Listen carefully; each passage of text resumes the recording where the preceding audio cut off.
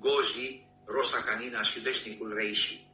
În al doilea rând, are și o funcție de refacere, pentru că, bineînțeles, acea stare toxică, acea stare inflamatorie, generează o leziune în organismul nostru.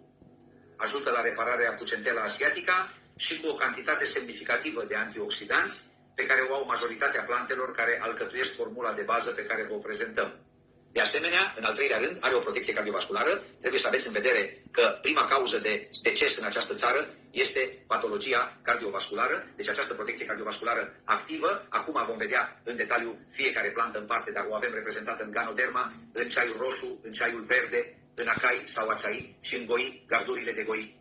Apoi, în al patrulea rând, avem și un stimulant al funcțiilor mentale, adică este un tonic mental, stimulează funcțiile neurologice prin rodiola, bacopa și ceaiul verde, dar nu numai funcțiile mentale și psihice, ci este și un tonic fizic. De asemenea, din punct de vedere fizic, îți dă un mic impuls pe măsură ce corpul tău elimină acele deșeuri metabolice și te ajută să te ridici fizic, nu-i așa? Este un stimulant dublu prin stimulant a sistemului imunitar. Rețineți că sistemul imunitar este de bază la toate nivelurile din corpul nostru, deoarece sistemul imunitar este cel care ne apără. De fapt, există 3 piloni în corpul nostru, așa cum este sistemul nervos vegetativ, sistemul neuroendocrin și sistemul imunitar. Și este atât de mult încât sistemul nervos și sistemul endocrin cedează întotdeauna în favoarea sistemului imunitar, deoarece acesta este cel care ne permite să supraviețuim în fața oricărei agresiuni. Și aici avem Ganoderma, Acai și Goji. Și toate acestea duc la o reducere a greutății. De fapt, acesta este un produs care poate fi folosit perfect pentru pierderea în greutate cu alte elemente care au un laborator pe care le vom vedea în viitor, datorită acestei pierderi în greutate, mangostean, centela asiatica, goji. Să vedem de ce are toate aceste funcții. O să vă fac o descriere foarte scurtă, foarte rapidă, pentru că nu vreau să vă plictisesc în acest prim contact, am să vă spintec plantă cu plantă. Mai întâi avem ceaiul roșu, sau atât de celebrul în zilele noastre puerh, care este pe buzele tuturor cu funcția sa digestivă. Acesta scade colesterolul, reduce greutatea prin accelerarea metabolismului și acționează și ca un arzător de grăsimi. Are funcții antioxidante importante datorită polifenolilor, care combat stresul oxidativ în exces și acționează pentru a reduce daunele celulare cauzate de radicalii liberi. Reglează nivelul de zahăr din sânge și are un efect franc antiinflamator, iar în această direcție, ceaiul verde, care este a doua componentă, împinge și el înainte cu efectul său antioxidant, dar în acest caz catechinele, insist, reduc leziunile celulare și riscul de patologie cronică prin stimularea regenerării.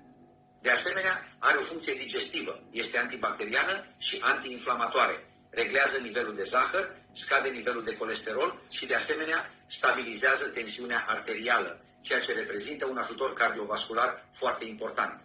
Ajută la slăbit prin accelerarea metabolismului și arderea grăsimilor ca și ceaiul roșu sau puerh, dar acționează și ca tonic cerebral, îmbunătățind memoria, concentrarea și capacitatea cognitivă. Memoria, nu-i așa? Pe scurt.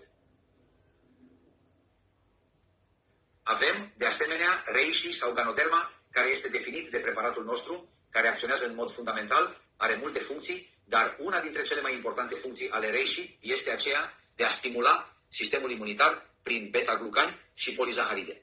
De asemenea, are un efect de stimulare a funcției hepatice, protejează ficatul și îmbunătățește toate funcțiile depurative hepatice. Este un foarte important protector cardiovascular de prim ordin și ca stimulator al sistemului imunitar, deoarece are un efect antibacterian, un efect antiviral și un efect antitumoral foarte important, care a fost foarte bine studiat și are o bază științifică solidă. Acai sau acai, oricum doriți să-l pronunțați. Al patrulea element pe care aș dori să-l evidențiez în compoziția ceaiului nostru mixtea, ceaiul nostru, are un efect antioxidant datorită antioceaninelor și polifenolilor. Și acest lucru îi conferă, pe lângă efectul antioxidant, și o protecție cardiovasculară foarte eficientă. Reglează tranzitul intestinal datorită fibrelor importante pe care le furnizează și este și un tonic fizic. Este un tonic fizic pentru că mărește energia și rezistența, dar este și un important suport imunologic cu o capacitate antiinflamatoare. Fructe de goji. Cine nu a auzit de fructele de goji? sunt vândute peste tot de 10 ani, nu-i așa? Și doar pentru că sunt foarte standardizate în utilizarea lor, nu înseamnă că nu au efecte terapeutice, dimpotrivă, au și efecte antioxidante foarte importante și în acest caz pentru că sunt bogate în carotenoizi.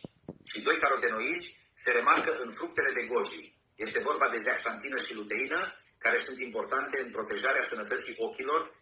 De exemplu, previne degenerescența maculară, previne dezlipirea de retină și așa mai departe. Are o importantă întărire imunologică, susține de asemenea sănătatea cardiovasculară și este un tonic cerebral, un tonic pentru creier și pentru creier. Este de asemenea un tonic pentru sistemul nervos datorită capacității sale de a acționa asupra memoriei și cogniției. Și este de asemenea un tonic fizic, stimulând atât energia cât și rezistența. Și are de asemenea capacitatea de a pierde în greutate. De ce? Pentru că accelerează metabolismul goji berries. Rosa canina este de asemenea importantă. Iar rosa canina are practic 3 funcții și una pe care nu am menționat-o la niciuna dintre plantele care o compun. Are efect asupra sistemului nervos, dar relaxant în acest caz. Rosa canina are un efect calmant, este un inductor blând al relaxării. De asemenea, are un efect diuretic asupra funcției renale, adică stimulează emuncătorul natural renal depurativ și are o funcție digestivă de reglare a tranzitului